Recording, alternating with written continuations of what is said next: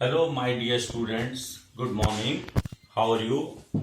I hope you all will be very fine and healthy at your homes. बच्चों, ये जो online classes चल रही हैं आजकल, उसका ये पार्ट 4 है और जो first lesson a girl with a basket, उसी क्रम में आज हम इस लेसन को पूरा करेंगे पैराग्राफ नंबर 7 से लेकर पैराग्राफ नंबर 10 तक। बच्चों, कल जो क्लासेस हुई थी उसमें कुछ बच्चों की क्वेरीज आई हुई हैं। एक बच्चे ने पूछा था कि सर, जब कुछ लोग पाकिस्तान से इंडिया में आए थे, क्यों आए थे, वहां से क्यों भगाया गया, और यहाँ पर उस समय की सरकार ने इनकी हेल्प क्यों नहीं की, जैसे कि आजकल गवर्नमेंट हेल्प कर रही है, भूखे लोगों को भोजन दिया जा रहा है, ये दिया जा रहा है। बच्चों, ये बात हो रही है 1950 की। हमारी आजादी के बाद में हमारी सरकार की फाइनेंशियल जो कंडीशन थी वो इतनी स्ट्रांग नहीं थी कि इतने सारे लोगों को एक साथ मैनेज कर सकें। सेकेंडली, उनके पास डाटाज भी नहीं था का कितने लोग आए, कहाँ कहाँ आए, ये सब जानकारी गवर्नमेंट के पास नहीं थी। तो इस तरह की जो आज की कंडीशन, टेक्नोलॉजी बहुत हाई है, डाटाज गवर्नमेंट के पास में है, तो वो हेल्प करने में एबल है, लेकिन उस समय ऐसा नहीं हो पाया था। बच्चों, एक्सप्रेशन के बारे में कुछ बच्चों ने पूछा है। कल हम जो नेक्स्ट वीडियो होगी, ऑनलाइन क्लास होगी, उसमें इस क्लास के, इस लेसन के हम जो भी एक्सप्रेशन होंगे वो समझाएंगे, और एक्सप्रेशन के अलावा जो कॉम्प्रिहेंशन है, जो आपके सिलेबस का एक पार्ट है, उसके बारे में भी हम बताएंगे।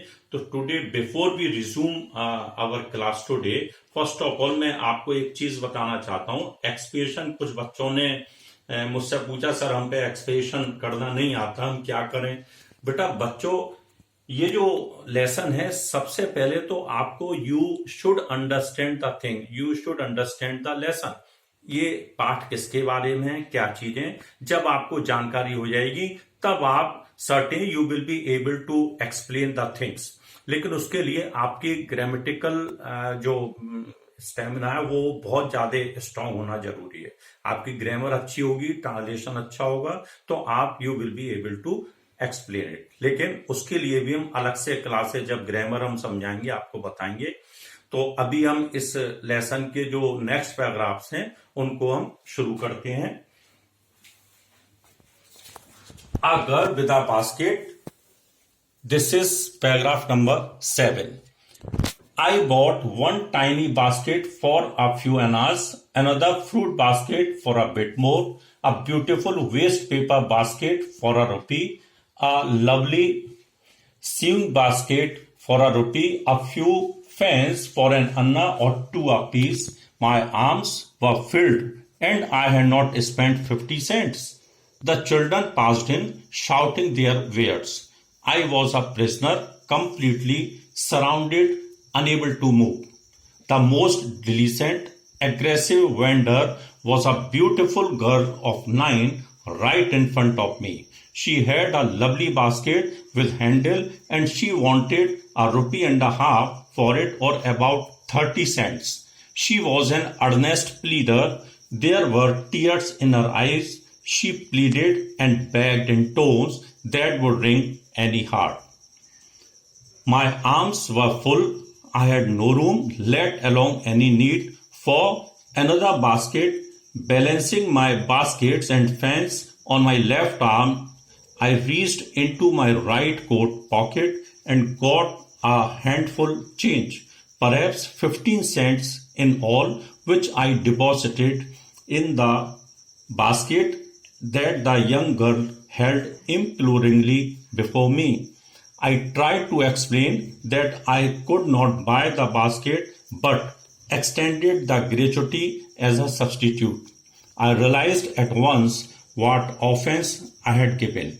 This child of 9, dressed in rags and on the edge of starvation, raised her chin, reached into the basket, and with all the pride and graciousness of a lady handed the money back to me. There was only one thing I could do. I bought the basket. She wiped her eyes, smiled, and dashed down the platforms, headed for some grass hut that would have at least 30 cents that night.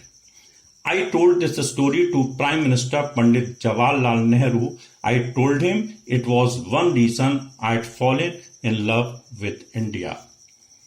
The people I saw in India, those in the village as well as those in high office, have both pride and a lively sense of decency and citizenship.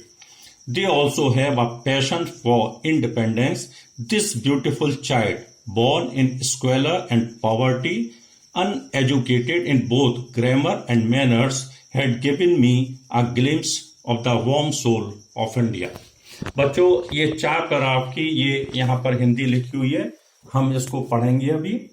लेखक ने कुछ आने की एक छोटी टोकरी, कुछ और ज्यादा से एक फूल की टोकरी, 1 रुपए की एक सुंदर रद्दी कागज की टोकरी, 1 रुपए की सुंदर सिलाई टोकरी, 1 आना के कुछ पंखे आदि खरीदे। लेखक के दोनों हाथ भर गए और उसके 50 सेंट भी खर्च नहीं हुए थे। बच्चे अपनी वस्तुओं के बारे में जोर जोर से आवाज करते हुए गुजरने लगे।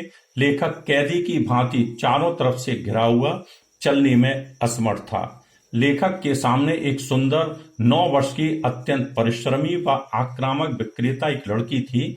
उसके पास एक हैंडल वाली एक सुंदर टोकरी थी तथा वह उसके लिए 1.5 रुपया या 30 सेंट्स चाहती थी। वह गंभीर जरूरतमंद लड़की थी। उसकी आंखों में आंसू थे।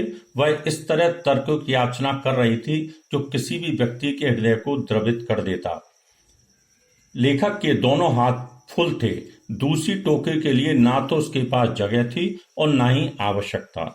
अपनी बाईं भुजा पर किसी तरह सभी टोकरियों को संतुलित करके लेखक ने अपनी दाईं कोट की पॉकेट में से मुट्ठी भर रेजगारी, जो लगभग 15 सेंट्स के बराबर थी, निकालकर उस छोटी बच्ची की टोकरी में डाल दिए, जो कि वह लेखक के सामने दिखा रही थी। लेखक ने अपनी स्थिति स्पष्ट करने की कोशिश की कि वह उसकी टोकरी नहीं खरीद सकता था, परंतु उसकी सहायता के लिए कुछ दान दिया था। तभी लेखक को एहसास हुआ कि उससे एक अपराध हो गया था। उस छोटी लड़की ने, जो फटे कपड़े पहनी थी और भुखमरी के कगार पर थी, अपना चेहरा ऊंचा किया, टोकरी तक पहुंची और एक स्त्री के गर्व और शान के साथ वह पैसा लेखक को वापस कर दिया। अब लेखक केवल एक कार्य ही कर सकता था। लेखक ने उसकी टोकरी खरीद ली। छोटी बच्ची ने अपने आंसू पोंछे, मुस्कुराई, प्लेटफॉर्म पर उस दिशा की ओर भागी जहां कुछ घास निर्मित झोंपड़ी थी, जहां उस रात कम से कम 30 सेंट्स तो थे। लेखक ने यह कहानी तत्कालीन प्रधानमंत्री पंडित जवाहरलाल नेहरू को बताई तथा साथ ही बताया कि इसी एक कारण से उसे भारत से प्रेम हो गया था। लेखक ने भारत में जो लोग देखे, चाहे वे गांव में हों या बड़े ऑफिस में, दोनों में ही नागरिकता एवं शालीनता का जीवंत एहसास है। सब में आजादी के लिए जुनून है। फटे गूदड़ों एवं गरीबी में जन्मी वह सुंदर लड़की, जो आदत व व्याकरण में अशिक्षित थी, ने लेखक को भारत की जीवंत आत्मा के दर्शन करा दिए थे। बच्चों, ये लेसन लास्ट के जो 4 पैराग्राफ्स हैं, इनकी हिंदी ये नोट्स आपके सामने मैंने पढ़ दिए। आप चाहें तो बीच में इनके स्क्रीनशॉट्स लेकर, जिससे कि क्योंकि कुछ बच्चों को इस तरह की प्रॉब्लम थी कि सर वो क्लियर नहीं दिखाई देता है, तो इसीलिए मैंने सबसे पहले आज आपको ये नोट्स का जो स्क्रीनशॉट्स आप ले सकते हैं और बहुत करीब से आपको दिखा दिया है। और ये पढ़ने के बाद हो सकता है आपको किसी किताब की या उसकी आवश्यकता ना हो। बच्चों, now 2 things are very important in this lesson. जो लेसन अभी आपने पढ़ा, इसमें 2 चीजें बहुत इंपॉर्टेंट है। नंबर 1, एक विदेशी व्यक्ति, a man who had come from abroad, from America, he had come India only for the love of the Himalayas. Number 1. Number 2, during his journey to Bareilly and Ranikhet, he had a meeting with this beautiful girl who was very poor. She dressed in squalor. She had worn the tax, the worn clothes, जो बहुत dirty थे, फटे पुराने थे, वो she was in squalor.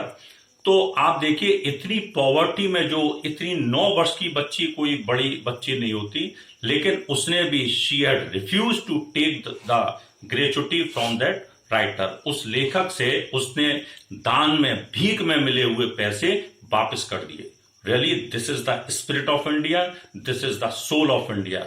और ऐसा नहीं कि ये सब उस समय हुआ, आज ऐसा नहीं है। I think that these strong feelings have Ryzen among all the people of India, irrespective their religion, their caste and their status।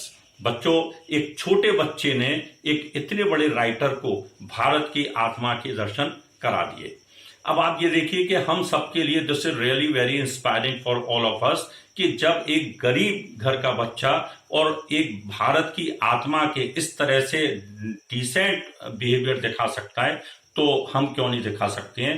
हमें भी अपने we should maintain the great culture and tradition of India in all walks of life. हर जीवन के क्षेत्र में हमें भी उस छोटी बच्ची की तरह प्रेरणाप्रद होना चाहिए और हमें अपने इस तरह का बिहेवियर रखना चाहिए। बच्चों, ये लेसन अब हम समाप्त करते हैं, लेकिन इसके बाद जो नेक्स्ट जो क्लास होगी उसमें हम एक्सप्रेशन भी बताएंगे, आपको कॉम्प्रिहेंशन भी बताएंगे। एक चीज और मैं आपको बता दूं, एक्सप्लेनेशन के लिए आपको एक मॉडल एक्सप्रेशन मैं कराऊंगा, कॉम्प्रिहेंशन भी कराऊंगा, लेकिन प्रैक्टिस आपको घर पर ही करनी है। बच्चों, मुझे बहुत खुशी है कि नए नए बच्चे लगातार इस क्लास से जुड़ रहे हैं। और एक बच्चे ने तो मुझे बताया कि सर मैं रोज सवेरे कल से और मैंने नहाना शुरू कर दिया, मैं वेल ड्रेस्ड अप होकर और मैं आपकी क्लास को देखता हूं। बट वेरी गुड, मुझे बहुत खुशी हुई कि चलिए कुछ बच्चों में इससे इंस्पिरेशन मिली। इन क्लासें बच्चों, हमारे जितने भी साथी अध्यापक हैं बहुत मेहनत कर रहे हैं, आप इनका फायदा उठाइए और अपने शेड्यूल को बिल्कुल वैसे ही कर लिए जैसे कि आप स्कूल में जाते वक्त जब स्कूल खुलता है और आपका जो शेड्यूल रहता है, जो रूटीन रहता है, उस तरह से करिए। तो आपके अंदर जो पॉजिटिव फीलिंग्स हैं वो भी आएंगी और एक बाहर जो बच्चों के मन में एक साइकोलॉजिकल कुछ स्ट्रेस है वो भी कम होगा, क्योंकि आप अपने माइंड को ये पढ़ाई और स्टडी की तरफ जोड़ देंगे। बच्चों, ये जो अभी हमने पैराग्राफ खत्म किए, नीचे ये क्वेश्चंस लिखे हुए हैं, ये क्वेश्चन आज आपको करने हैं। Question number 1, What did the author buy from the children selling articles at the station? Number 2, who was an earnest pleader and why? Number 3, why did the author not buy anything from the little girl at first? Number 4, when did the author feel that he had given an offense? Number 5, why did the author ultimately buy the little girl's basket? And number 6, what did the author tell to Pandit Nehru? बच्चों, ये 6 questions हैं और again I want to tell you, I want to give you an information कि इसमें से long questions नहीं आएंगे, आपको केवल शॉर्ट क्वेश्चंस इसके तैयार करने हैं। मैंने बहुत सारे शॉर्ट क्वेश्चन अभी तक होमवर्क उसमें दिए हैं, कुछ बच्चों ने बहुत अच्छे उनके आंसर लिखे हैं और मैं I appreciate all of them. मुझे बहुत अच्छा लग रहा है कि नए नए बच्चे इसमें जुड़ते चले आ रहे हैं। आपको कोई भी अगर प्रॉब्लम है, कुछ क्वेरी है, तो आप मेरे व्हाट्सएप नंबर पर और फोन कर सकते हैं। बच्चों, एक बच्ची ने मुझे फोन करके कहा था कि सर मेरा मोबाइल मेरे पापा के पास में रहता है और मुझ पर टाइप करना नहीं आता, तो क्या मैं फोन करके आपसे डायरेक्ट पूछ सकती हूँ? मैं कहा व्हाई नॉट, आप बिल्कुल सीधा मुझसे बात करें मेरे फोन पर कॉल करके, और जो भी आपको प्रॉब्लम है आप मुझसे पूछेंगी, मैं सबका आपको जो भी प्रॉब्लम्स होंगी वी विल सॉर्ट आउट। तो आज के लिए केवल इतना ही। नेक्स्ट उसमें हम इस लेसन के जो भी एक्सरसाइज होंगी, एक्सप्रेशन होंगे, कॉम्प्रिहेंशन होंगे, we will discuss. Okay, thank you very much.